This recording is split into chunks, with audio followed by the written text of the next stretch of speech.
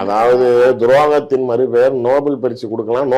அதாவது துரோகத்தை அளிப்பதற்காக உருவாக்கப்பட்டது அம்மா மக்கள் முன்னேற்ற கழகம்னாரு.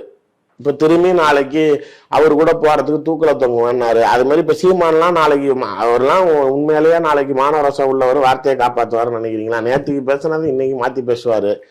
இதே RSS மேடையில நாளைக்கு ஏறிக்கிட்டு பேசலையா? பிஜேபி அமைப்புல பிராமண கடப்பாறையை கொண்டு திராவிட கோட்டையை இடிப்பேன்னு எதுக்கு பேசினாரு?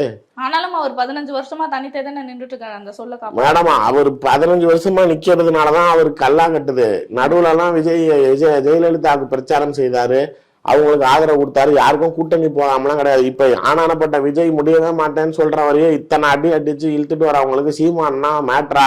ஐயா நீங்க அடிக்கலாம் வேணாம் ஐயா, நீங்க வான்னு சொன்னா அவங்க வீட்டு வாசல்ல ஓடி வந்து நாய் மாதிரி நிப்பேன் ஏன்னு வந்து நின்றுவாரு. நீங்க அவரெல்லாம் நீங்க இவ்வளவு தப்பாலாம் நீங்க மேடையில பேசுற வீரத்தோடய பில்டப் கொடுக்காதீங்க. அப்படிலாம் அவர்லாம் கிடையாது. அடுத்த நிமிஷம் சரண்டர் ஆயிடுவாரு. யாரும் கூப்பிடாதால வெயிட் பண்ணிட்டு இருக்காரு. பேச்சுவார்த்தை நடந்துருக்கு. அவர் பணம் கேட்பாரு மேடம். நீங்க உடனே எடுத்தோன்னு எல்லாம் இது பண்ண மாட்டாரு. எத்தனை சீட்டு தரீங்க, எவ்வளவு தரீங்க? அவர் ஏற்கனவே முன்னாடியே நாளைக்கு நான் சொன்ன எடப்பாடி கிட்ட முன்னாடி பேசிக்கிட்டு இருந்தாரு. 30 சீட்டு கேட்கிறாரு, 300 கோடி ரூபாய் பணம் கேட்கிறாரு.